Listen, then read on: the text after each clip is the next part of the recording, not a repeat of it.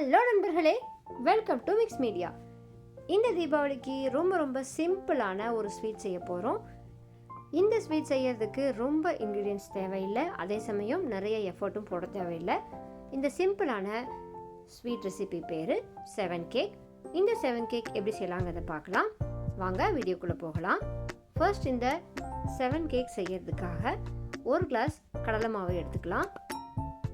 ஒரு பிளைன் கடாயில் நம்ம எந்த ஆயிலோ கீயோ விட தேவையில்லை, ஜஸ்ட் நம்ம அதை வறுத்து எடுத்துக்க போகிறோம். கடலை மாவுடைய ரா ஃப்ளேவர் போகிறதுக்காக ஒரு 5 மினிட்ஸ் மட்டும் நம்ம வறுத்து எடுத்தால் சரியாக இருக்கும். இந்த 7 கேக் செய்யறதுக்குரிய மெஷர்மெண்ட் என்ன அப்படின்னா, 1 கிளாஸ் கடலை மாவு எடுத்துக்கிட்டோம் அப்படின்னா 1 கிளாஸ் நெய் ஊற்றணும். அடுத்ததாக 1 கிளாஸ் பால், 1 கிளாஸ் தேங்காய், 3 கிளாஸ் சர்க்கரை. அவ்வளோதான் இந்த ரெசிபியுடைய மெஷர்மெண்ட். நீங்கள் எந்த கிளாஸில் வேணால் எடுத்துக்கலாம், எந்த கப்பில் வேணால் எடுத்துக்கலாம். ஆனால் இந்த மெஷர்மெண்ட்டில் நீங்கள் எடுத்துக்கிட்டிங்கன்னா சரியாக இருக்கும். அதனால தான் இந்த கேக் பேரே 7 கேக். ஸோ இப்போது நம்ம கீ ஊற்றியாச்சு, பால் ஊற்றிட்டோம், சுகரும் ஆட் பண்ணியாச்சு. இப்போது இது எல்லாத்தையுமே நல்லா மிக்ஸ் பண்ணி கொடுத்துடலாம். ஃபர்ஸ்ட் நம்ம இந்த லிக்விட் ஐட்டம்ஸ் எல்லாத்தையுமே மிக்ஸ் பண்ணிவிட்டு அதுக்கப்புறமா நம்ம கடலை மாவை ஆட் பண்ணிக்கலாம். முதல்லையே நம்ம கடலை மாவு ஆட் பண்ணோம் அப்படின்னா லம்ஸ் ஃபார்ம் ஆக ஆரம்பிச்சிடும். இப்போ நம்ம ஸ்டவ் ஆன் பண்ணவே இல்லை, எல்லா ஐட்டம்ஸுமே மிக்ஸ் பண்ணிவிட்டு அதுக்கப்புறமா தான் ஆன் பண்ண போகிறோம். ஃபைனலாக தேங்காய் போட்டதுக்கப்புறம் கடலை மாவை ஆட் பண்ணிக்கலாம். இப்போது இந்த கடலை மாவை ஆட் பண்ணிக்க போகிறோம். ஆட் பண்ணிவிட்டு நல்லா லம்ஸ் இல்லாமல் மிக்ஸ் பண்ணி கொடுத்துருங்க. இந்த கடலை மாவை நம்ம வறுத்துட்டதுனால அந்த ரா ஃப்ளேவர் இருக்காது. நம்ம வறுக்காமலும் செய்யலாம், பட் கொஞ்சம் ஒரு பச்சை ஸ்மெல் இருக்கும். அதனால தான் நம்ம கடலை மாவை வறுத்துக்கிறோம். இப்போ இது எல்லாத்தையுமே நல்லா மிக்ஸ் பண்ணிக்கலாம். இதில் நம்ம தேங்காய் ஆட் பண்ணியிருக்கிறதுனால சீக்கிரம் கெட்டுன்னு நினைக்க தேவையில்லை.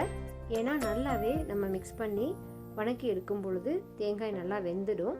அதனால் ஒரு 15 டேஸ் வரைக்குமே நம்ம இதை ஸ்பாயில் ஆகாமல் வச்சுக்க முடியும். இப்போது இது எல்லாமே நல்லா மிக்ஸ் பண்ணியாச்சு. இப்போ ஸ்டவ் ஆன் பண்ணிவிட்டு ஸ்டவ்வில் வச்சிடலாம். கொஞ்சம் நேரம் நம்ம கலக்கி கொடுத்துட்டு கொஞ்சம் நேரம் சிம்மில் வச்சுருவோம். ஒரு 5 மினிட்ஸ் வரைக்கும் ஸ்டார்டிங்கில் கலக்கி கொடுக்கணும். அதுக்கப்புறமா நம்ம சிம்மில் வச்சுக்கலாம்.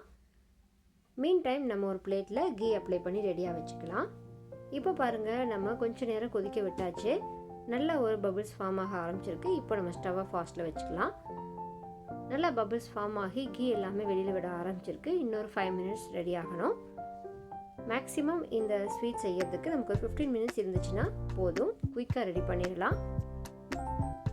நம்ம இதை கலக்கி கொடுக்கும் பொழுதே நமக்கு நல்லா தெரிய வரும் இந்த ஸ்வீட் எப்படி ஃபார்ம் ஆகிருக்கு அப்படின்றது. இப்போ பாருங்கள், நமக்கு அந்த கலர் கூட நல்லா சேஞ்ச் ஆகிருக்கு.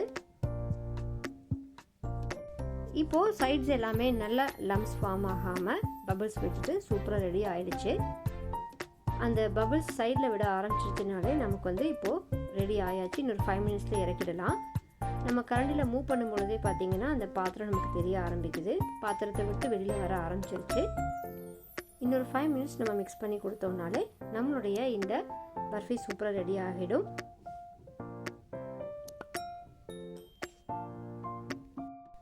இந்த 7 கேக் பார்த்திங்கன்னா ரொம்ப எஃபர்ட் போட்டுட்டு செய்ய வேண்டிய அவசியம் கிடையாது. யார் வேணாலுமே சிம்பிளாக செஞ்சிட முடியும். அதோடு மட்டும் இல்லாமல் மைசூர்பா செய்கிற அளவுக்கு ரொம்ப பக்குவம் இல்லை, குயிக்காக செஞ்சிடலாம். நமக்கு எல்லாமே நல்லா ரெடியாகி வந்தாச்சு. கீ போட்ட பிளேட்டும் ரெடியாக இருக்குது. இப்போ நம்ம பிளேட்க்கு ட்ரான்ஸ்ஃபர் பண்ணி எடுத்துருவோம். பிளேட்க்கு ட்ரான்ஸ்ஃபர் பண்ணுறதுக்கு முன்னாடி நல்லா கீ அப்ளை பண்ணிக்கோங்க. அப்போ தான் நம்ம பீசஸ் போடும்பொழுது நம்மளுடைய இந்த 7 கேக் பீஸாக கரெக்டாக எடுக்க முடியும். அதனால் நல்லா கீ அப்ளை பண்ணி ரெடியாக வச்சுக்கோங்க. நம்ம பிளேட்டில் ட்ரான்ஸ்ஃபர் பண்ணதுக்கு அப்புறமா லைட்டாக நம்ம கீ அப்ளை பண்ணிவிட்டு ஸ்பூன்லேயோ இல்லை வாழை இலையில் கீ அப்ளை பண்ணிவிட்டு லைட்டாக நம்ம ஸ்ப்ரெட் பண்ணி விட்டோம்னா நல்லா நைஸாக சிதில்ஸ் எல்லாம் வராமல் இருக்கும். இதுதான் நம்மளுடைய கன்சிஸ்டன்சி. இந்த ஸ்டேஜில் தான் நம்ம இறக்கி பிளேட்க்கு ட்ரான்ஸ்ஃபர் பண்ணணும்.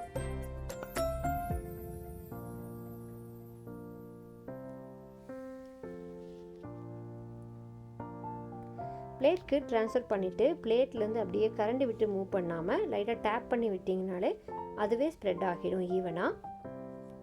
எவ்வளோ அழகாக கொட்டி வருது பார்த்தீங்களா? நான் தள்ளி விடவே இல்லை, எல்லாம் அழகாக விழுந்துருச்சு.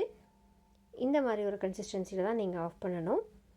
இப்போ நம்ம விழுந்ததுக்கு அப்புறமா நம்ம கரண்டியில் தள்ளி விடாமல் பிளேட்டை டேப் பண்ணிட்டீங்கனாலே நல்லா வந்து உங்களுக்கு ஸ்ப்ரெட் ஆகிடும் ஈவனாக.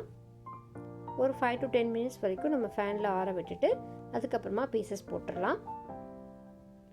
நைஃப்பில் கீ அப்ளை பண்ணிவிட்டு பீசஸ் போடுங்க. அப்போ தான் நமக்கு பீசஸ் கட் பண்ணும் பொழுது நீட்டாக வரும். இதில் உங்களுக்கு ஏலக்காய் ஃப்ளேவர் பிடிக்கும் அப்படின்னு நினச்சிங்கன்னா ஏலக்காய் ஃப்ளேவர் ஆட் பண்ணிக்கோங்க. கேஷ்யூஸ் வேணும்னாலும் நீங்கள் இங்கே ஆட் பண்ணிக்கலாம். இந்த ஸ்வீட்டுக்கு நமக்கு கேஷ்யூஸ் எல்லாமே நெசசரி இல்லைன்றதுனால நாங்கள் எதுவுமே ஆட் பண்ணலை. அவ்வளோதாங்க, நம்ம சூப்பராக பீசஸ் போட்டு ரெடி பண்ணியாச்சு. எடுத்துடலாமா பீசஸ் பிளேட்டை விட்டுட்டு. எவ்வளோ சூப்பராக ரெடி பண்ணி எடுத்தாச்சு பாருங்கள். அருமையாக வந்திருக்கு. ரொம்ப ரொம்ப சாஃப்டான இந்த 7 கேக் பர்ஃபெக்டாக கட் ஆகி வந்திருக்கு பாருங்கள். இந்த தீபாவளிக்கு இந்த ஸ்வீட்டை எல்லாருமே செஞ்சு பாருங்கள். எப்படி இருக்குதுங்கிறத கமெண்ட் செக்ஷனில் பிங்க் பண்ணுங்கள். இதே மாதிரியான சிம்பிளான ரெசிபீஸ்க்காக நம்ம சேனலை மறக்காமல் சப்ஸ்கிரைப் பண்ணிவிட்டு காத்துருங்க. Tata, bye bye.